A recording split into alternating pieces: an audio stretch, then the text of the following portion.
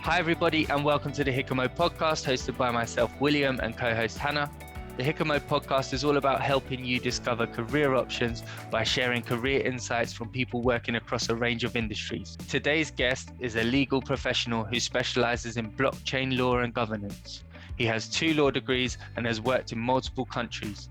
On top of his day job, he is also the head of legal for a non-profit organisation which helps blockchain organisations to be legally compliant in the ever-changing regulatory landscape.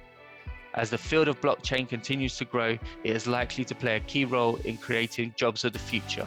In this episode, we'll be finding out about blockchain, how it works, and what are the potential career and business opportunities it has to offer. Please join us in welcoming Nathan Vandy. Hi Nathan. What's it kind? It's great to have you on the show. How are you doing today? I'm doing very, very well, William. Thank you for inviting me, and hey there, Hannah too. Pleasure to have you. Yeah, Appreciated. Cool. So as always, we like to start with a game of 2 truths and a lie, and we just jump straight into it from the start, and then we get into the questions. So I'm going to hand over to you, Nathan, with your 2 truths and a lie, please. Okay, so the first statement is I have worked in 4 different countries.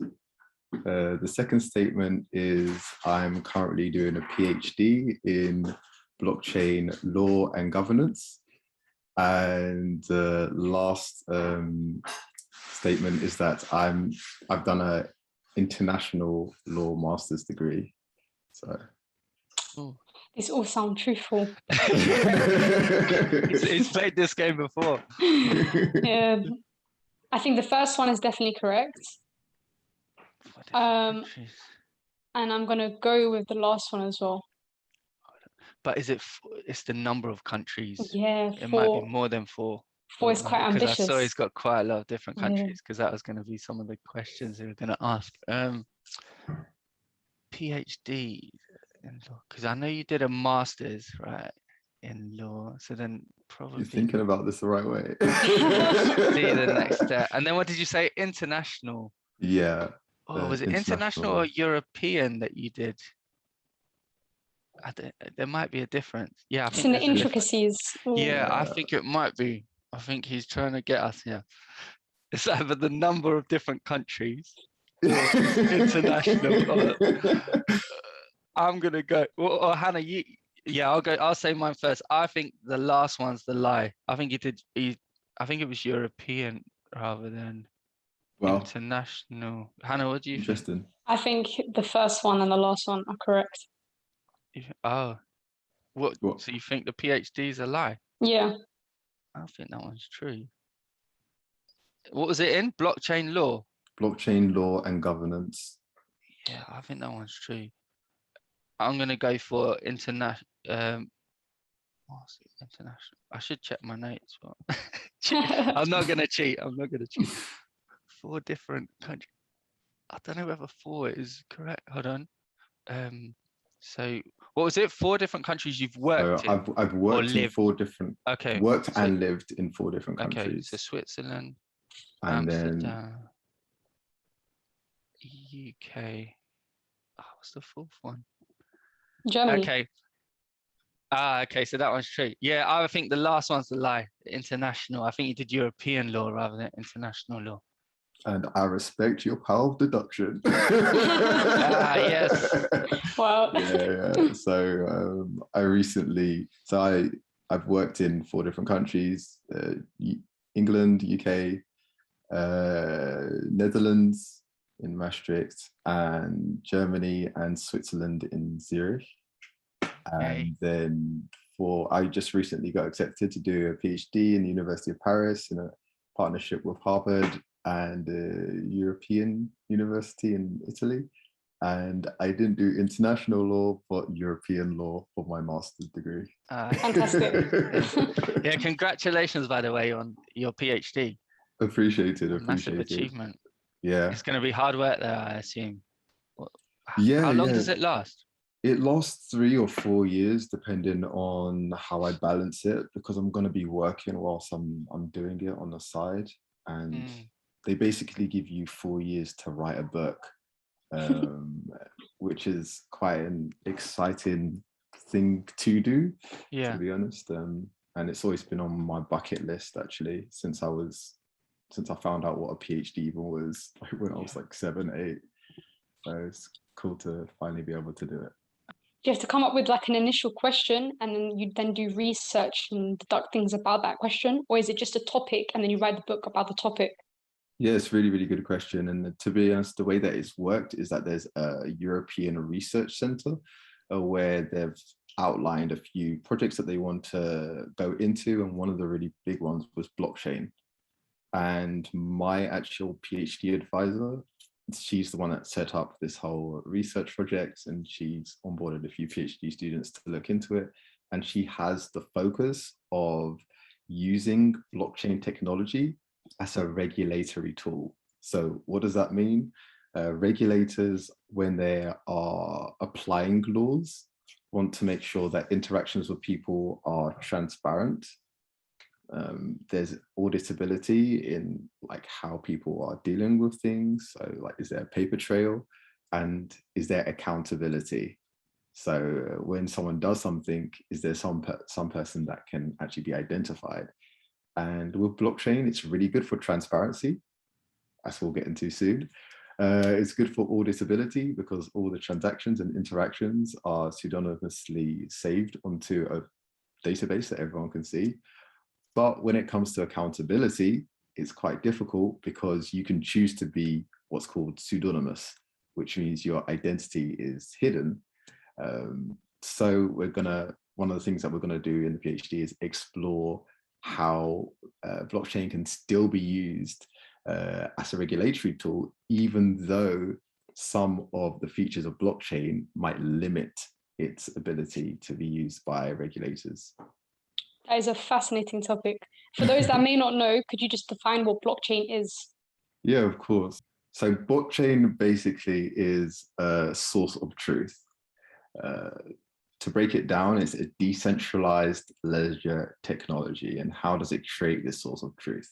Well, first and foremost, the decentralized aspect of blockchain means that it is connected to nodes or computers all around the world. So instead of one company or person holding and managing the database, it's managed and controlled by hundreds, thousands of people all around the world who provide their computer processing power and their connection to the internet to be able to make sure that this database is upheld. Amazing. Second of all, it's a ledger.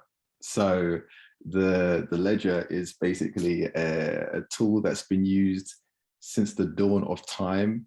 Whenever we wanted to be able to know how much someone owed something, we'd make a mark on it so that everyone can say, okay, you look to this ledger and I owe William £10 and he owes me a goat.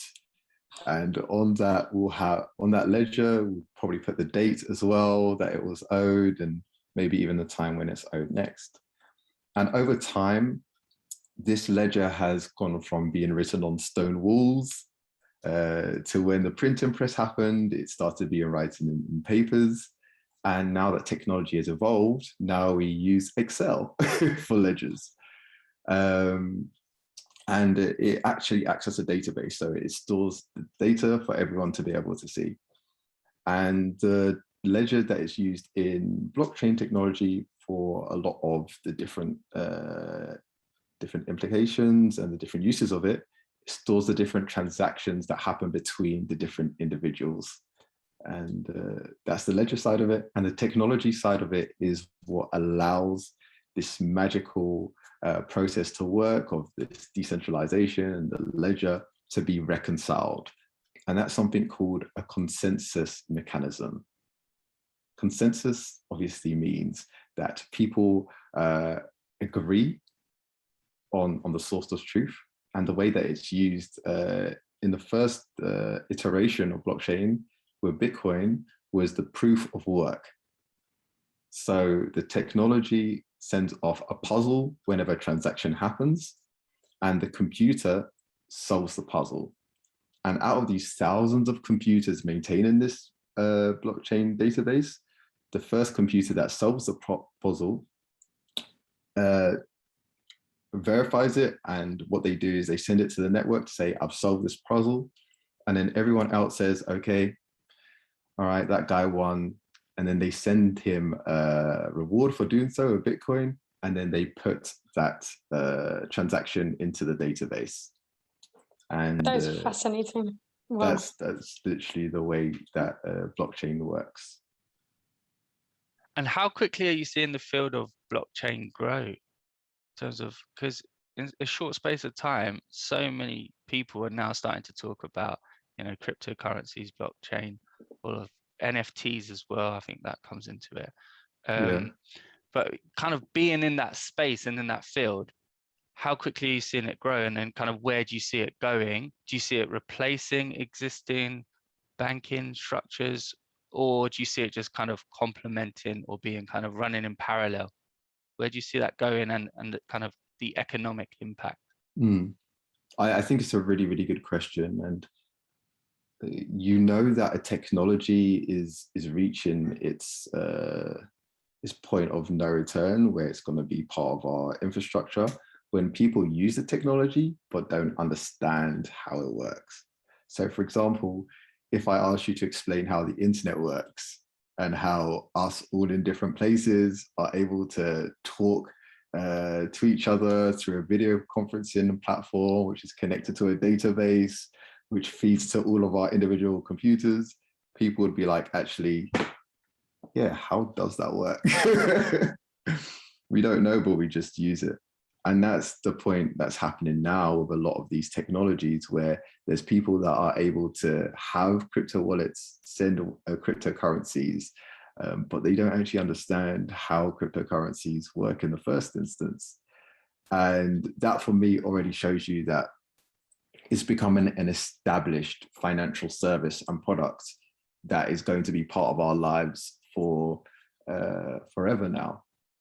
And in your follow-up question in relation to how it's actually affecting the financial industry, well, the first implementation of blockchain technology was Bitcoin, right? In 2008, created by Satoshi Nakamoto.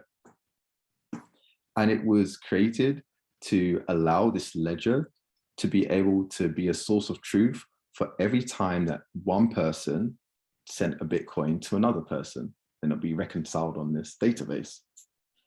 And the amazing thing about this is that it created money, but it created what's called social money, in the sense that the only reason why it has value is because we as a society give it value. And that's the same for anything, right? We trust that the government is going to only print a certain amount of sterling and pounds, and that we agree that if I give you a pound and you give it to someone else, it's going to be the same value. It's got fungibility. And that's the same aspect that Bitcoin has, where people now can say, okay, if I give you a Bitcoin, it's going to be worth $50,000 or $40,000. And of course, it hasn't got a stable pricing point at the moment.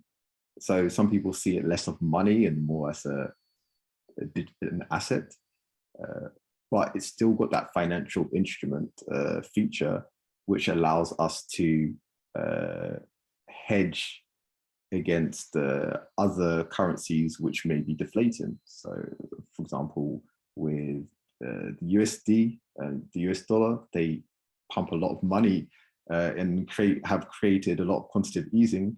So there's a lot of dollars, but Bitcoin doesn't change the amount of supply that it has. So by holding Bitcoin over time, you're hedging against any inflation that happens with the money. And these are some of the financial tools that are starting to develop out of blockchain technology due to its very unique economic setup, or tokenomic setup, as people would say. Yeah, and in terms of tools are being created and kind of comparisons in terms of, I think, Bitcoin being compared to gold in that there's limited supply, whereas money is kind of dependent on what the banks in terms of how they Governments. control the supply, or the Yeah. government. But in terms of, as well as creating tools, are you seeing new jobs and areas within that sector that are being created? And where would you say kind of people that are exploring career options, what sort of jobs or areas within relation to blockchain should they be looking into? Yes, really good question. And I think first and foremost, it's good to understand that we're in 2021 right now.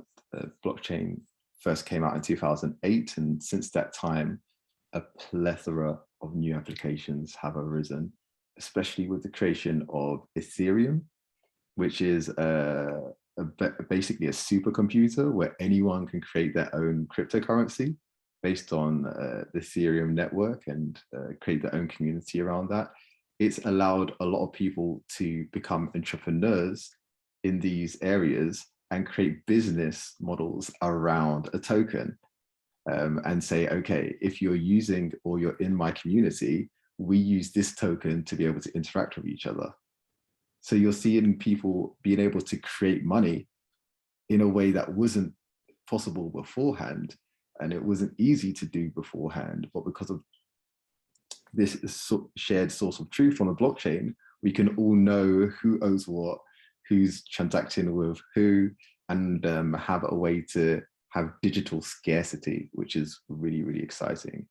So I would say the first area that people can start to get jobs is as an entrepreneur. So have an idea and then seeing if blockchain can be used to enhance the idea, if a coin can be used to enhance the idea. Obviously, we're talking about technology, so developers can get into this area as well. And it is a very lucrative industry to get into as a developer. With about 2-3 years experience, if you're good, you can get 6-figure salaries. It's a very competitive job right now, especially the top tier developers in the area. Obviously, everything that comes around setting up a business, so whether it's marketing or operations or law, all businesses need these standard business departments. So if you have an interest in, I'll say if you're interdisciplinary, so if you're someone who likes economics, if you're someone who likes technology, if you're someone who likes politics, then blockchain is perfect for you. Psychology, physiology, not that much, but a bit of philosophy for sure. Yeah, philosophy is definitely inside it. All of this is baked into blockchain and understanding how it can create a shift in roles and functions that was first seen only with the government. So making money, for example, right? That was only in governments. Creating democracies, that was only in governments. Blockchain has allowed us to make our own political parties, make our own economies with these technologies. Clearly very exciting. I think you've sold me a career in blockchain. Definitely. Yeah. So if you're, yeah, it just allows you to be a jack of all trades and master of one. You're just a master of blockchain. Do you trade cryptocurrency yourself? I don't trade, but I invest. So I'm quite a sustainable investor because I've got quite an addictive personality. So if I start trading, that's all I'll do. Yeah. So instead, what I do is something called dollar cost averaging, where I put aside some of my income every month to invest into cryptocurrencies. And over time, it just has a compounding effect so that,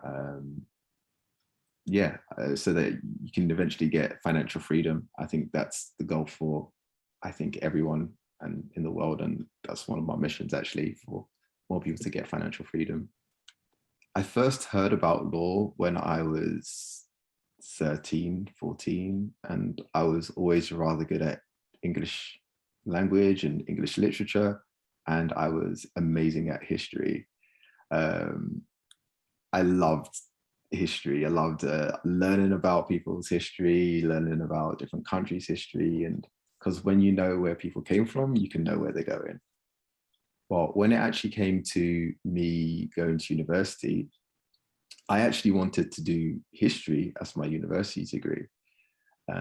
But if you're like me and you come from a West African background, your parents are very educationalist and they want you to have a job which is guaranteed, a career where you're guaranteed a job afterwards. And my mum persuaded me not to do history, but to do law.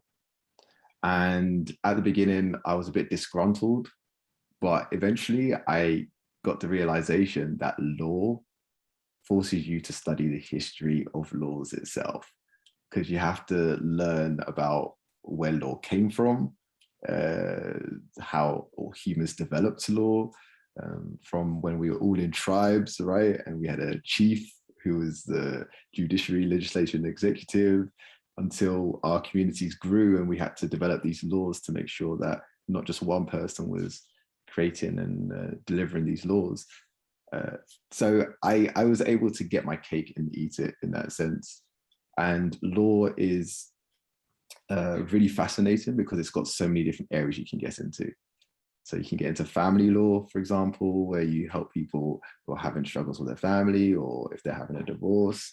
You can get into IT law, where you support with maybe data protection or different contracting between IT vendors. You can get into one of the most popular, which is commercial law, where you're looking at business transactions between big companies and how to structure these companies.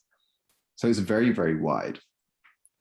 And I took a while to actually specialize. Once I finished my university degree, I actually went, it was actually on the eve of Brexit. And I hadn't actually chosen what direction I wanted to go in law. And I was online, surfing online one of these days, and I saw that one of the most asked questions after Brexit is, what is the EU? And for me, I was completely baffled. I said to myself, how can we as a country leave? It's dumbfounding, honestly. It's insane. How can we leave a whole, some people call it boys club, some people call it a committee, but it's basically an agreement to work together with countries and not even understand what we're leaving. So I said to myself that, look, I'm going to study this more deeply. And this is when I went to start to do a master's in European law. And it was amazing. It's very different from UK law, which I studied first, in a sense that you have to study loads of other different jurisdictions as well. So you're studying German law, you're studying Dutch law, you're studying French law, and you're comparing the nuances in all of these different laws. And then you're also studying European law, which is the red thread that is in between these laws that enable things like the freedom of movement. So for example, in Europe, you can go from one country to another without any passport. All you need is your ID card. You don't need any sort of visa. And this is called the Schengen Agreement. So all of these countries came together and they wrote an agreement and said, look, because we're working together in the European Union, if you're in the European Union, you can travel to any of these countries. And that's why we have UK was in this fast queue in airports. Well, there was the European Union queue, right? When you go on flights, and everyone else is in the 3-hour-long international queue. Now we're back there again. And I won't tell you some of the nightmares I've had recently, like with my misanticipation of timing now, missing flights because of that. But it just showed you the power of having these agreements and working together, right? And then when I was studying, doing my master thesis, what was really exciting is this is when Bitcoin started to rise to 20,000. This was in 2017. and it was in quite a few news outlets, and I was in between doing a thesis on Brexit and the legal and economic implications. But I was so fascinated by the financial sovereignty of being able to send money from my phone to your phone without the need of a bank.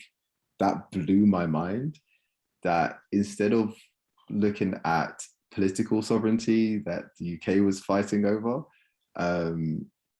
which I thought was a bit populist and it was a bit nationalistic, I moved towards looking at financial sovereignty and data sovereignty that was in Bitcoin and blockchain technology. And I did my master thesis on data protection implications in blockchain networks. And this is when I jumped down the blockchain rabbit hole, and You haven't left since. Yeah. Now, it's amazing that you sort of looked at current affairs and how that would be reflected in your career choice and where you could best place yourself. I feel like that's really good advice for people that are listening, and even for myself when I'm looking at careers, because you know that you're always going to be basically very, very useful within the industry that you've chosen because of the research that you've undertaken. So you went to university. Was there any other route that you could have taken to get into blockchain, looking now back in hindsight? Or is like doing a law degree the only way, basically? Yeah, I believe when you're studying law, it's not like other practices. So for example, as a developer, it's very easy to learn it by yourself. There's a lot of tools out there for you to do so. With law, if you don't have a strong grounding at the beginning, you're not going to be able to provide people with sound legal advice. Law is not something that you can hack together like you can hack together a website, right? Like if it goes wrong, if a website goes wrong, then someone might not be able to access a website for a few days. But if it goes wrong with law, you could be sending someone to jail, or you can be mismanaging thousands or millions of people's money.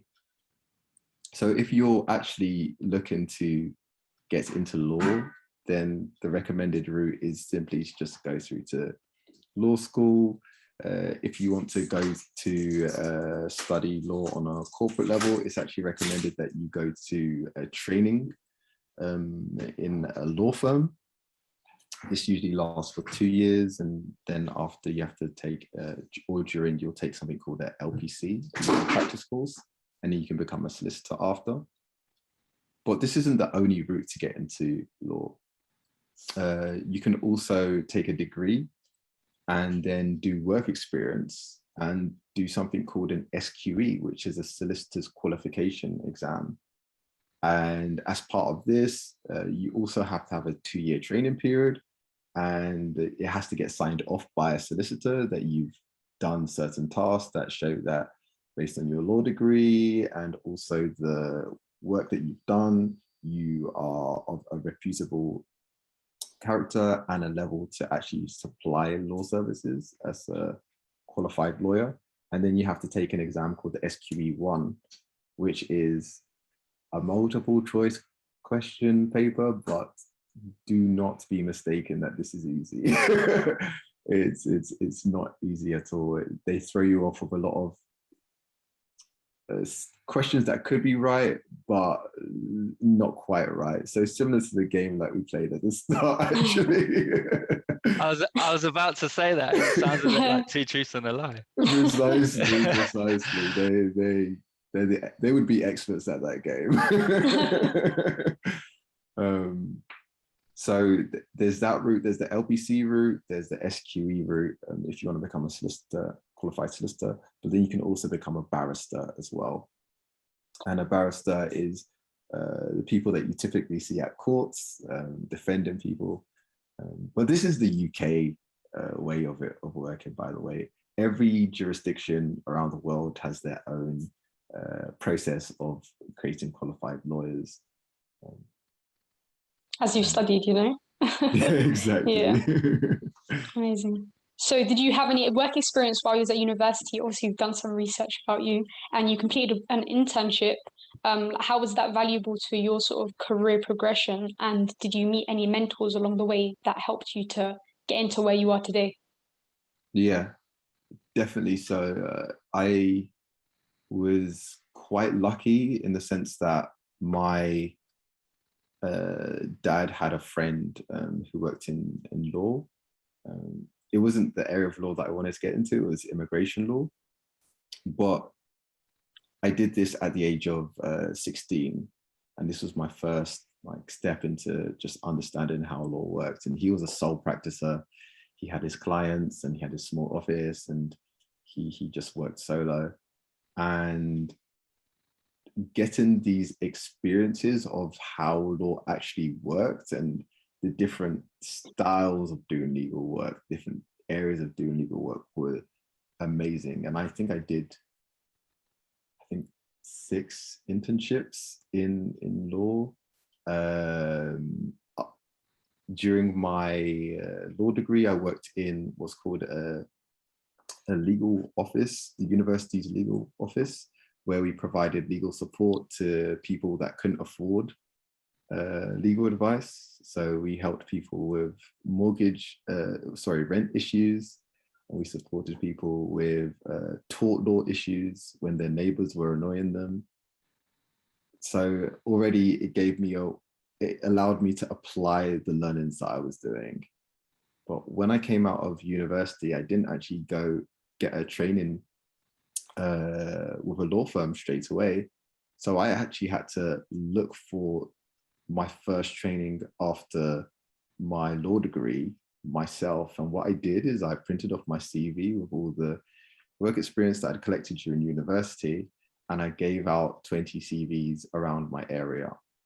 And only one person actually replied, and all you need is one.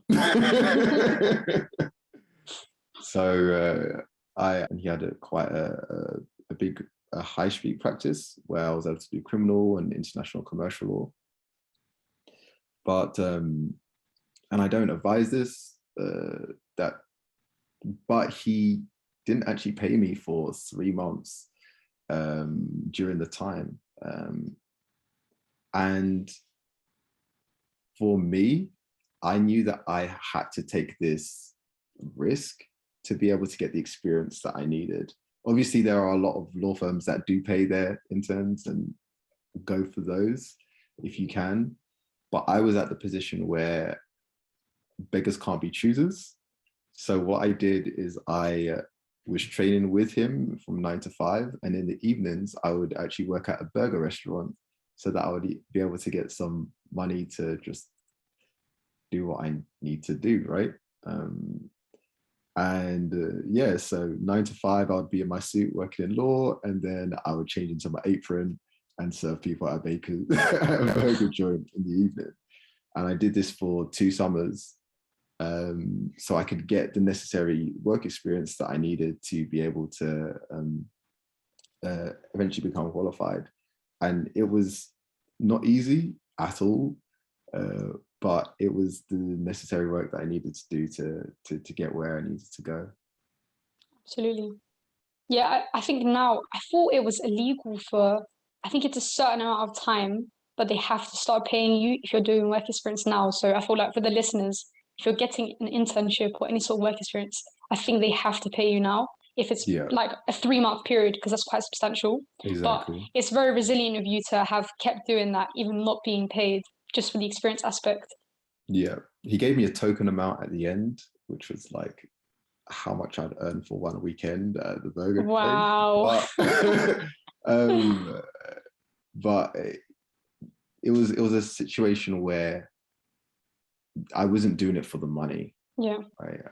And that's something that a lot of people don't realize at the beginning. Like when you do things for free, quote unquote free, at the beginning of your career, as long as you're doing it with a hustling mentality where you understand I'm doing it because I need to learn this at the beginning, after you've got that experience, then you can start billing them up because you actually know how the whole system works. You know how to provide that service. you've worked with experienced lawyers, and you're able to go from there.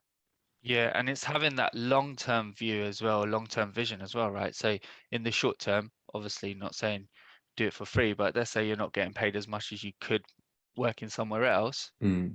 But actually, if you've got that long-term view where actually you can take a bit less in the short term, knowing where it's going to get you to, Yeah, and the knowledge you probably were able to take from that or learn from that individual that gave you precisely. that opportunity. So I think that's really useful advice. And why did you target local firms?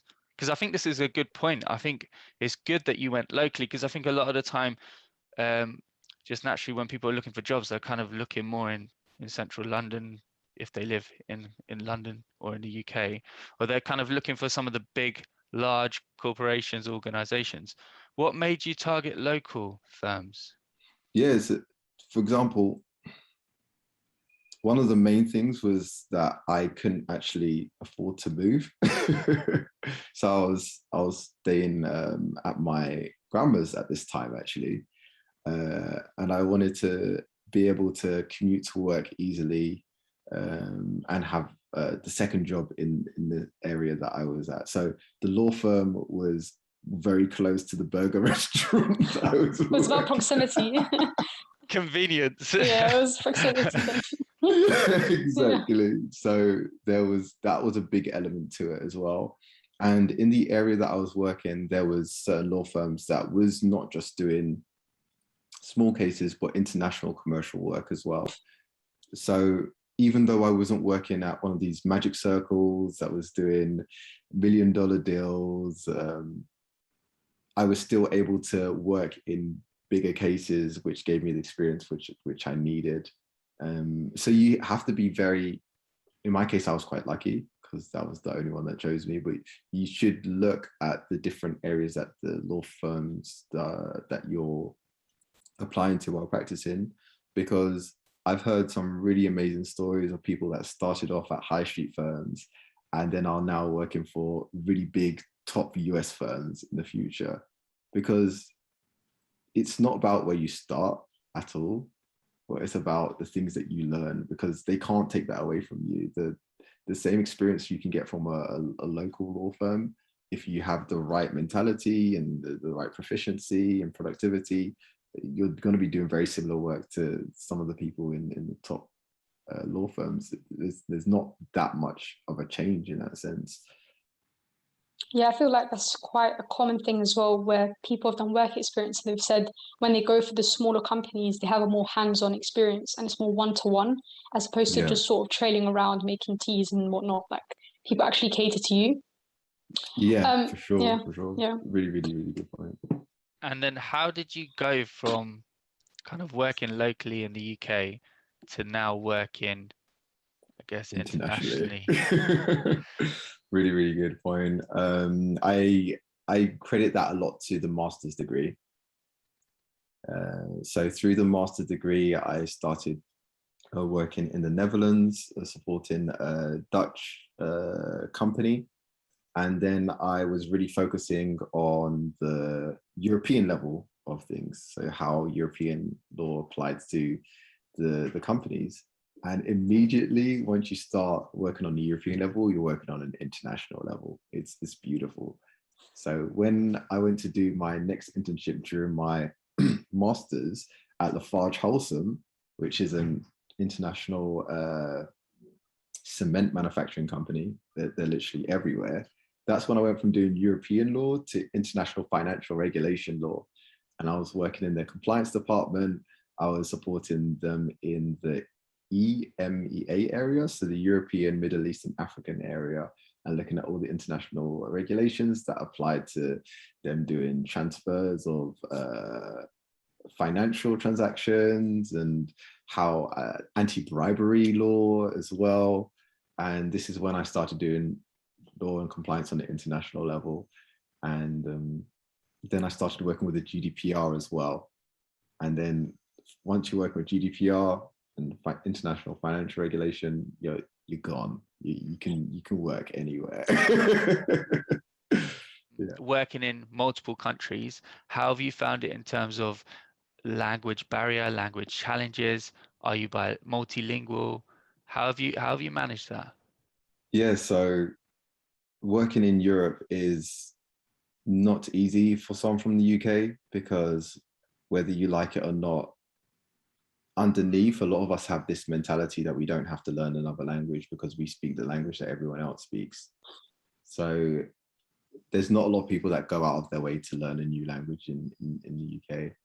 But simply by living in Europe, I was forced to change that mentality. So, for example, I started learning French and I started learning German, just a conversation on a conversational level, so that I can hold discussions with people.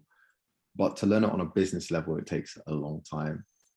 And the main work I was doing was mainly international law. And if there was any specific national law, I would work alongside a qualified lawyer in that jurisdiction to make sure that the business needs were met of that lawyer, of that law. And this is what a lot of global legal counsels have to do anyway. So if you're a global legal counsel of a company where your company is in different areas, you will never be able to know all of the different laws in all of those different areas. But as a legal counsel, you have from, I would say, at least a 40% understanding of how all of those laws work, and at least a high level overview of it. And then you understand the business needs as well. That's another 40%. And then the last 20% that's needed, you get the expert counsel in that jurisdiction or in that domain area to work with you so that you make sure that there's no legal loopholes, it's legally watertight. But typically in the roles that I've had as a counsel, that's what I would do. I would really understand the business, really understand the laws on a very high level, and then work with individuals for certain domains that are outside of my expertise. Amazing. Yeah, I think that's really useful though, because a lot of people would probably be put off of working in a different country because they think that they have to really learn the language and become fluent. But you've kind of demonstrated there is a way of managing that. So as long as you have the basics in the language, you can work with a wider team to be able to be effective in your role. Yeah, okay, great. Definitely so. And I think this is something that every lawyer has to learn to do. They have to learn to deal with what's called external counsel. So when you're working with a client, you're never always going to know every single area for them. This is why law firms are so massive, because they've got different departments that focus in different areas. So you don't have to go outside of your law firm to get the expertise. It's inside the law firm already. You literally just walk down the road and say, oh, Jimmy, I know you're good with employment law. Can you help me with this? Because I'm doing this contract for this company. But when you're a legal counsel, you don't have that same network. So you have to build it up yourself. So you have to build up a network of specialized individuals in different areas that can support you in different roles. Cool. In terms of having then that, so you've mentioned a few of the key skills. So having that holistic knowledge of business law, etc. For the role that you work in now, so blockchain law, what would you say may be 3 key skills required? One of the main ones is you have to be entrepreneurial, in a sense that a lot of the time I put the hat of a CEO on. So I say, what does the CEO want to achieve in this period of time, in this roadmap? And what are the legal challenges that need to be solved in order to do that? So you have to have a very strong business and legal mindset and know how to understand those risks and find solutions for them. So yeah, first, very entrepreneurial. Some people say commercially aware. Second of all, it's very solution orientated. And I would say the last one is very confident. Like the more confident you are, the more positive things will come to you. And that's not to say that you won't have imposter syndrome when you're first beginning. That's natural, but you have the confidence that first and foremost, you're standing on the shoulders of giants. So a lot of the body of work of law that was done before you has been done by other humans just like you. And also every head of an international company was a junior legal counsel at one time as well. So you just have to build up that experience, skill set, work with other lawyers as well in the other areas that are going through similar situations, and yeah, just confidently approach your task. Amazing. And on a day-to-day, what would you say your sort of typical job role is? What does it consist of? No day is the same. So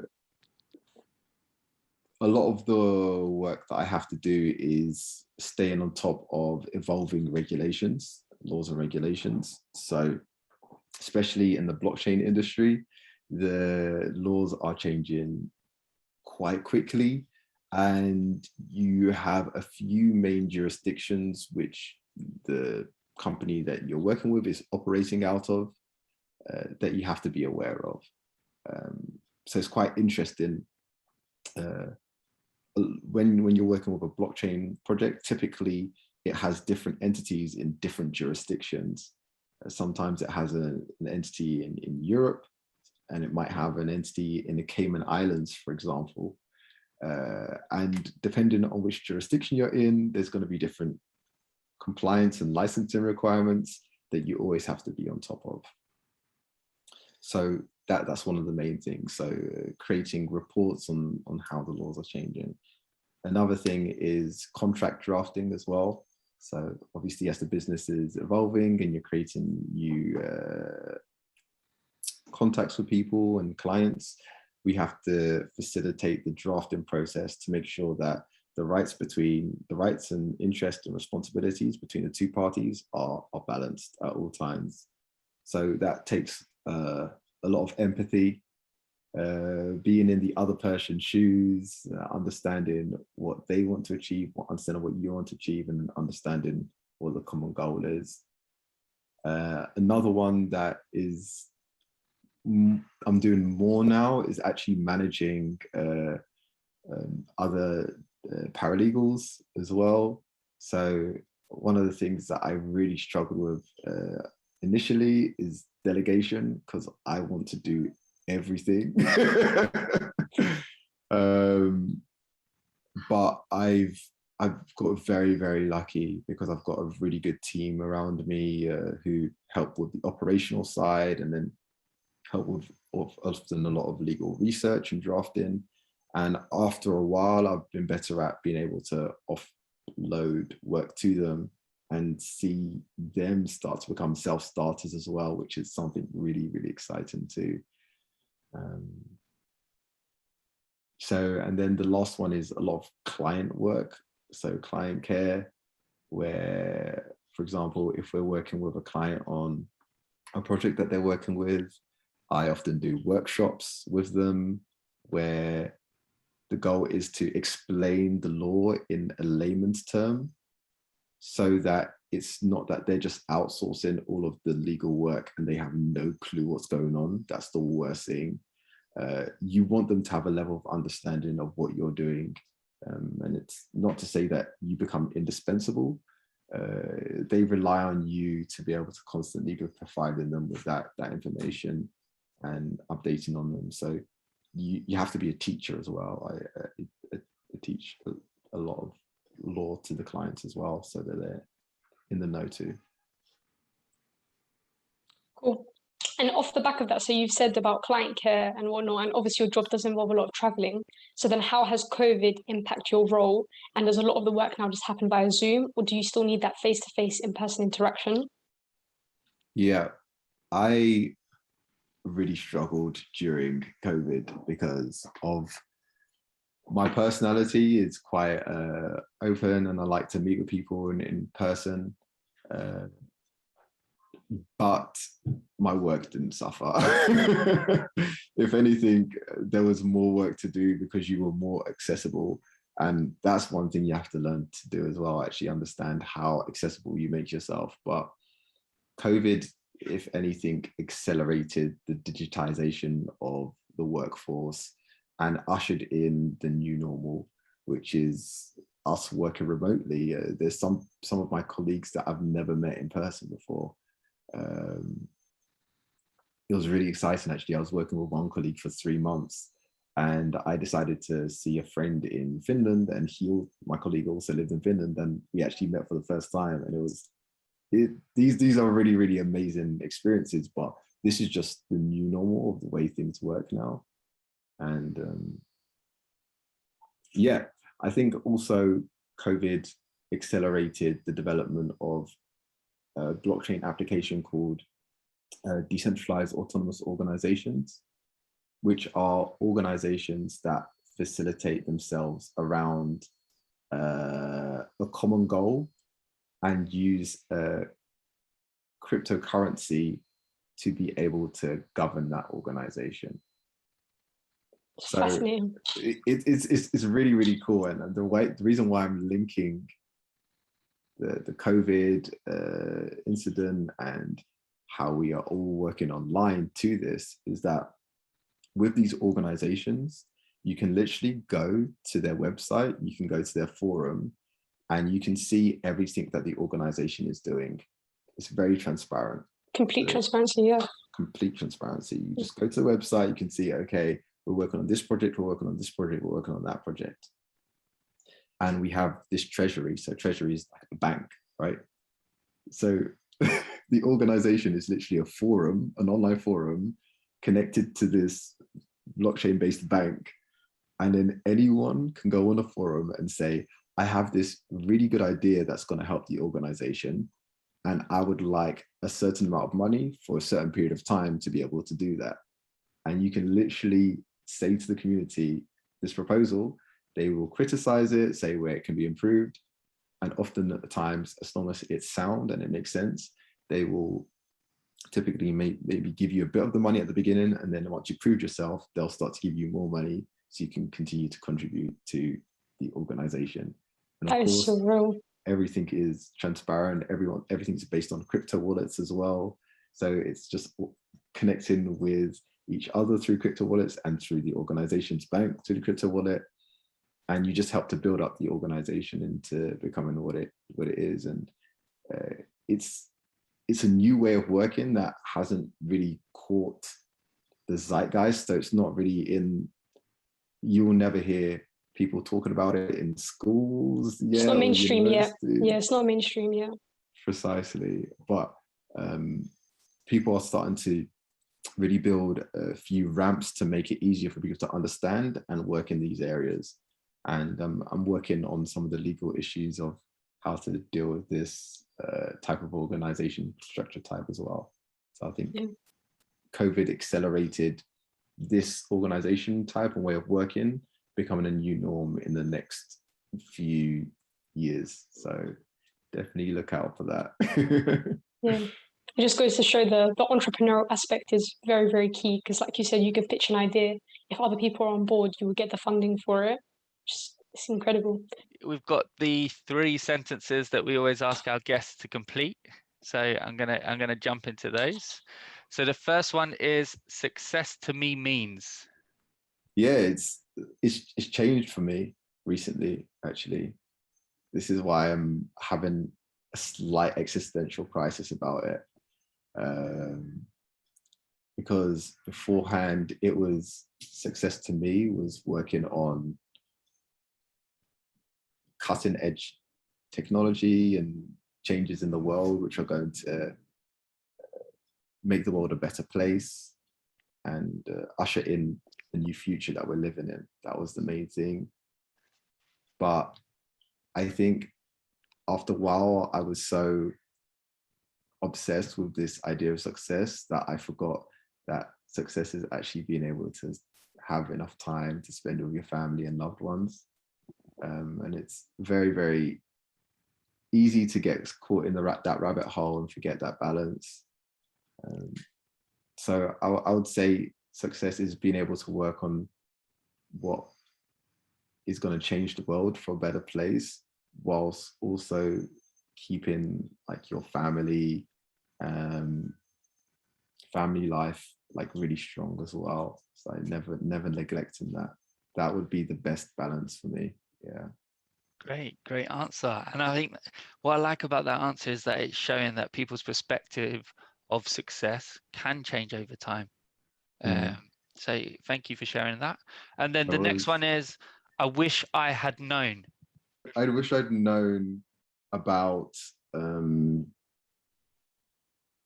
I'd wish I'd known about Bitcoin when it first started. That's because, not because necessarily of the money situation, but because of the fact that I would have become more of a developer as well. Because I really like development, and I like the ability to be able to create your own futures. And as a lawyer, you get to support people creating their own futures.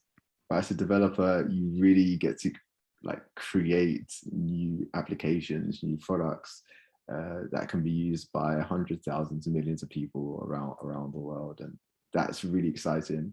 But it's a thing that I'm learning on the side as well. It's never too late to learn, regardless. Yeah, great, thank you. And then the last one is the best advice I could give. The best advice I can give is let it come to you. Always let it come to you. Because no matter how much you try to plan out your life, eventually that serendipitous moment will come where you say, actually, this is what I want to do. I love the fact that, for example, Vincent van Gogh, he had 5 careers that he thought was his calling until he became an artist, where he picks up like an elementary book of how to draw, and then he started from there in his like late 20s, and then he became the legend he is today. And he just did that by letting it come to him. If you got the passion for something, hit the road, go hard. But then just if something else comes that really grabs you and you can see you can put in the same amount of high level of energy into it, then do it. We don't live in a world where you have to be in the same career for your whole lifetime anymore. Like those days are gone. So yeah, let it come to you. Great, thank you. Yeah, and so I think from here then we're going to lead into the end of the show. Thank you so much. Some really great insight into blockchain, law, your whole career journey, really inspiring. So thank you so much for sharing that with us and the audience. Thanks, Anna. Would you like to share where people could find you on social media if they want to reach out? For sure. On my LinkedIn, I share quite a bit of work that I do in law and blockchain and governance. So definitely check me out there. On my Twitter, it's definitely more crypto and legal developments and just ideas about how to change the world in that sense. So you can follow me on Twitter at Vandy Nathan. And yeah, I won't be sharing my Instagram handle. Okay. We'll keep that one personal. Okay, good stuff. Thank you. So I'm going to hand over to Hannah to see us out, but thank you so much. Thank you very much for that very informative insight into blockchain law. Thank you guys for listening and for watching today's episode. Be sure to like, comment, and subscribe to the HICAMO channel. Let us know if there's any other career content you would like to see. And until next time, bye-bye. Bye. Smooth.